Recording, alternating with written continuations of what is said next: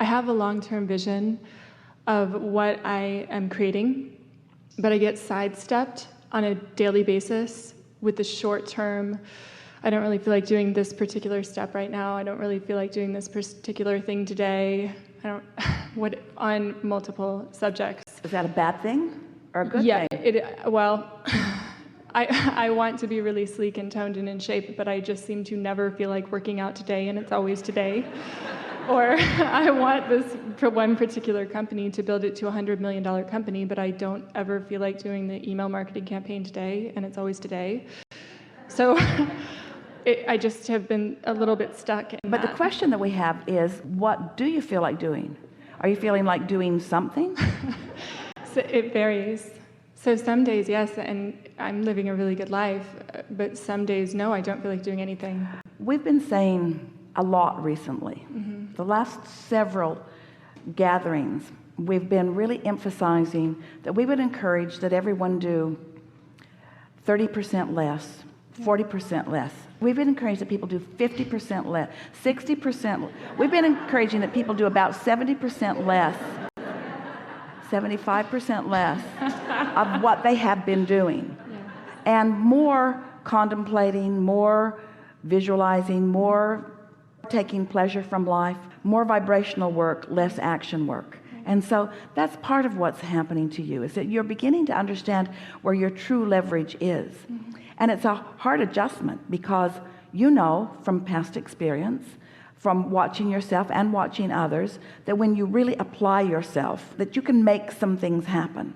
But when you're talking about things of this magnitude, when you're talking about that sort of leverage, now you've got to tap into a vibrational leverage. Some years ago, Jerry read a book many years ago. Alan Laken had written it, and it was a self-help book, and it was called How to Get Control of Your Time in Life. And the only thing that Jerry recalled from the book that he then talked to Esther about was a process called the Swiss cheese process. And what the basis of it was that there are some things that you can accomplish very quickly.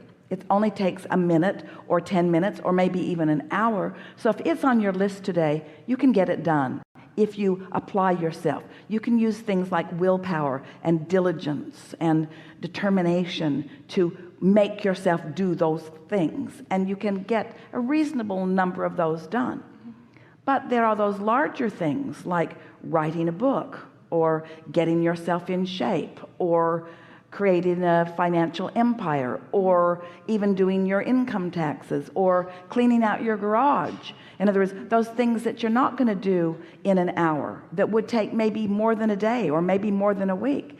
And so those are the things that you tend to not apply yourself at. You procrastinate. You don't make any effort. And so he suggested that you take those big things and you break them down into smaller things. So Esther takes a big piece of paper and she puts holes all over it, making it look like Swiss cheese, and then writes all of the different aspects of everything about this project. What's it going to take to do all of this?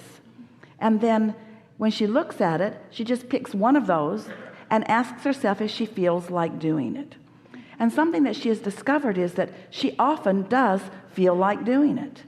She often feels like doing it because the overwhelmment factor isn't there, and the rational factor that says, I'm not going to be able to begin to accomplish this all right now. You kept saying right now, right here, right now, right here, right now. But a piece of it may be. But here's the thing. This is the piece that we want to put into this. Is there anything on this Swiss cheese list that I want to do right now? Not that I need to do right now. Is there any piece of this that I'm called to? And what Esther's discovered is, yeah, she keeps feeling called to that and called to that. And sometimes she'll sit and she'll complete 3 or 4 things in one day as she's moving about, because she wants to do it, not because she needs to do it. And that really is the key. It's another way to overcome resistance. It's sort of like the placemat process that we talked about before, where in a feeling of overwhelmment, delegating it to the universe, don't assign it to yourself. So did anything shift in that conversation? It did. It did, just the feeling of, because everything that I feel like I must do next for this one particular company, Lesson Stop is, I don't want to do. But I'm certain that if I lay it out in a map, the way that you suggested, there will be things. So what's this conversation saying? Always follow your path of least resistance. Let's take this further. We've not had this conversation before with anyone. Let's take this further. Why take the path of least resistance? Because it's the only choice you have. And here's the big piece. Your inner being knows what is the path of least resistance. So you've got to give yourself permission to take that path of least resistance. And most of you don't want to do that because then you define yourself as lazy or inappropriate or unfocused or unwilling, and that's just not the case. Let's say it in this way. Path of least resistance is the way the entire universe operates. Path of least resistance is the only way that things operate in a natural way. Path of least resistance is the only way, the only sustainable way for energy to flow. Path of least resistance is a good thing because path of least resistance and path of most allowance are the same thing. Path of least resistance is a good thing. So am I inappropriate that I don't feel like doing all of those things? Certainly not. There's resistance that's keeping me from wanting to do them. And so it's releasing that resistance that is necessary right now. You're going to have fun with that. You think we got to the bottom of it? Of that, yes. Thank you. Yeah. Yeah.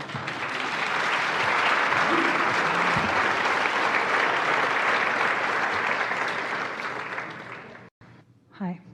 Thank you for everything. And today I want to talk about fine-tuning. And as I experience contrast, particularly with other people, I realized that the one go-to person that I have is my inner being. And that is the one I want to always be connected to and have that resource. Yeah, because when you're connected to that, then that is the relationship partner to everyone else. Absolutely. In other words, you being who you really are and then having other relationships. And that's the answer to everything. Yeah.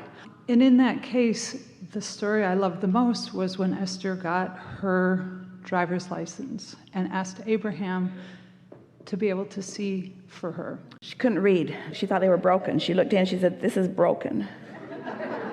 And they said, "Well, you just need to go get some glasses and come back and then you'll be able to read." And Esther said, "Abraham, can you read this?" And we could. And Esther thought that was so interesting. It's the same eyes, just different vantage point. Yeah. And in that story, that's when I realized that's what I want all the time. I want to be able to be connected to the truth of who I am, to Abraham, to Source, to all of those things. Well, it's nice to do it all the time, and it's nice to do it most of the time, and it's good to do it some of the time, and it's good to be in control of whether you're doing it or whether you're not. But most important, it's best to know when you are and when you aren't, so you can do something about it when you aren't. Don't hold yourself to some strict standard. It's sort of like just do your best to feel the best that you can, and then it gets steadier and steadier. But if you beat up on yourself when you're not in alignment, then it's harder and harder to get into alignment. Okay, so my question is about the difference between my inner being and Abraham and collective consciousness and Don't even go there. Don't even try to do that. All you need to discern is the vibrational variance between your focus here and now and that energy stream. And don't try too hard to define what the makeup of that energy stream is, because it's an eternal stream. It's all the good that you've ever gathered from all the life experiences. It includes everyone who knows you and loves you. It's this non-physical stream. It's infinite intelligence. It's too big to describe or define. You'll just get in a muddle about it. Just accept it as source energy who adores you, who's always there for you, and tap into it. And whether you call it Abraham, sometimes Esther wants to call this, she's been noticing this profound timing about things. It's just uncanny. It's like she has a concierge in the sky that is just orchestrating things in such a magical way. Sometimes she wants to call it Jerry, but then that doesn't feel quite right. And sometimes she wants to call it Abraham. And then she says, "You guys, I'll just take all you've got for me. I'll take everything that I can manage to align up with. And who cares where it comes from or what it is? It's love. It's your legacy. It's your blessedness. It's your worthiness. It's infinite intelligence. It's all of that." you see. And I think that's what I really appreciate that answer, because I have a husband who is non-physical, and I sometimes say, oh, is that it, or is that it? And I walked into the lawyer's office, my name's Cherry, and down the hall is pictures of cherries, and I'm like, okay, am I in the right? I mean, I'm always finding I'm in the right place at the right time, and getting these little clues, and it's fun. Little pieces of things to call you in the direction of who you really are. And it's just a treasure hunt of what's next, and that excitement of finding those When we clues. talk about being the deliberate creator, what we're really talking about is becoming vibrationally aware. And as you are vibrationally aware, then the universe will lead you through impulses to things that just surprise and delight you all day, every day. And that really is the best of all worlds, where you get to define through your life what you would prefer. Source knows what it is and knows where it is, and then offers guidance and impulse. And the more tuned in, the more often you are, the more you follow those impulses, and then the more delighted you are. And that really is the whole scenario. You're here as a creator for the joy of creating. That's it. Not here to fix things that are broken. Nothing is. Not here to make others understand they're doing fine. It's for your own personal satisfaction of being who you are, moment by moment by moment. Not later, not at the end of the year, or not on summer vacation, or not once I get on the cruise, or not once this happens. Now, right now, all that you really are is available to you right now. And the ability to perceive and enjoy the nugget of goodness that is ripe for the plucking now. That's what alignment feels like, that steady alignment. You're doing very well. I know. Thank you. Yeah. Thank you.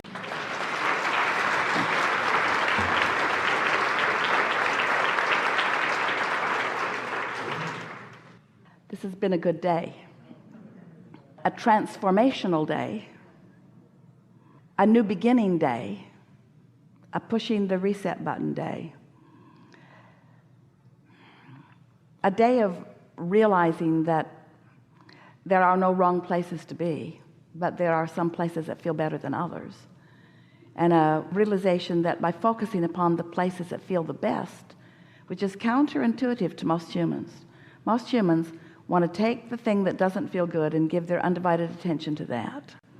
Where what your inner being wants you to do is take the thing that feels the best and use that to tune yourself to the frequency so that you can hear the dialogue and feel the impulses to help you turn the vibration of your desire into the manifested equivalent of it. That's what you're here about. If you had decided to remain non-physical, as we are focused now, you would be having a good time too. But you've decided to be here where the ideas manifest.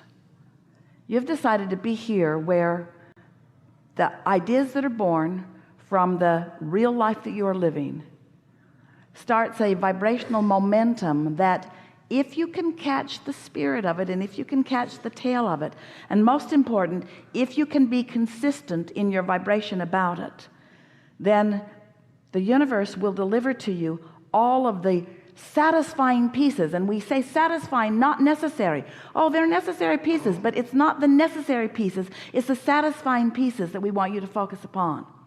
If you will be determined as you leave this gathering to feel more satisfaction in every day, more personal satisfaction, set yourself up for satisfaction.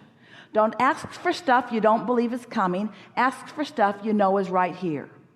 Focus upon what's easy to feel good about and use that as the priming of the pump. And what you're going to begin to notice is that you are invincible creators who have flowing to you and through you the energy that creates worlds. And there is no limit for what you are able to do with it. Compare yourself to no others, because most of them don't know what they're doing. Make the only comparison that you are offering all day long be the one between how you feel right now and how your inner being feels. And as you feel around for those things where you are compatible, stay there and savor it, because as you find something that feels good and you focus there until that vibration is flowing through you, until the momentum begins to increase about that, what happens is you prime your pump, but you turn yourself into a vibrational frequency where all the other things will have to match up.